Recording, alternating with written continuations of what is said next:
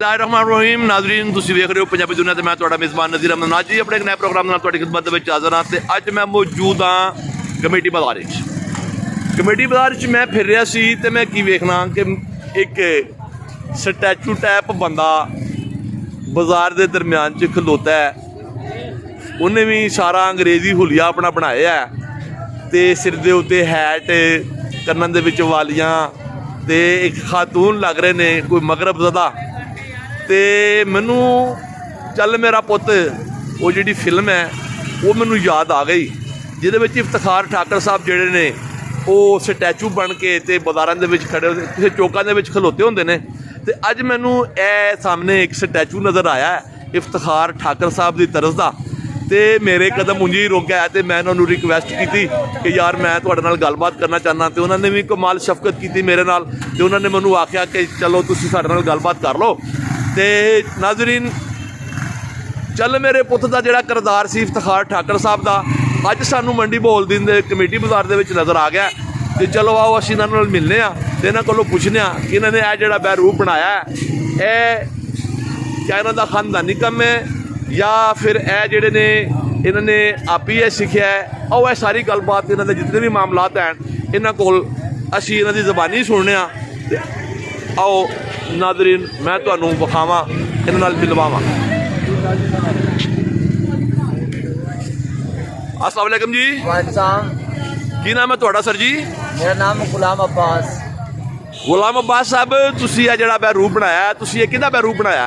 Sir हमारा ये ख़ानदानी काम है, हमारे बाप दादा ने ये किया करते हैं, लेकिन मैं भी इस ख़ानदान से वाबस्ता हूँ और अल्लाह का शुक्र है बस बेरोज़गार हैं और अल्लाह का शुक्र है बच्चे वगैरह पढ़ रहे हैं, लेकिन मैं ये कुछ और काम नहीं कर सकता। ये मैं आर्टिस्ट एंड जॉकर हूँ, ये मैं पूरे पाकिस्तान फिरता हूँ। ज़रा पंजाबी च गल करो, साडा चैनल पंजाबी दा है। सर मैं मंडी बहाउल का शहर का रहने वाला हूँ। अच्छा केड़ा महला तुहाडा मंडी बहाउल च? महला फैदाबाद। अच्छा फैदाबाद च रहिंदे हो?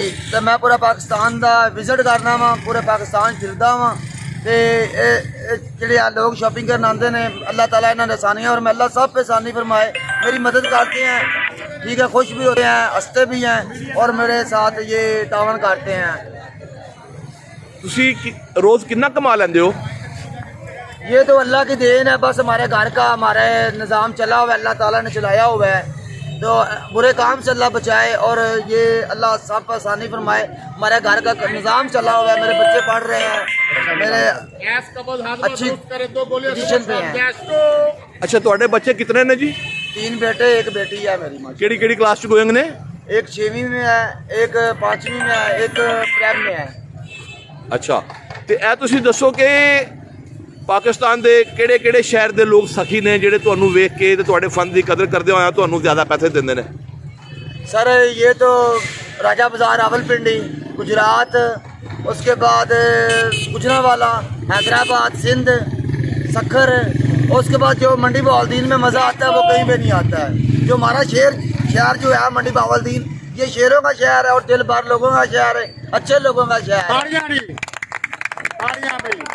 ये हमारी ज़्यादा रिस्पेक्ट करते हैं। अच्छा साढ़े जिहड़े मंडी बहाउल दे खास तौर पर देहाती इलाकों के वसनीक जिहड़े लोग ने जिहड़े पंजाबी बोलते हैं तहमत कुर्ते वाले ते जिहड़े अजकल वो कह लो कि जिहड़े लोग तहमत कुर्ता पाते हैं उन्होंने कोल ही वीगो डाले तो उन्होंने कोल ही सारे सिलसिले जिहड़े है उन्होंने लोगों का तुहाडे नाल कैसा वर्ताव होंदा है?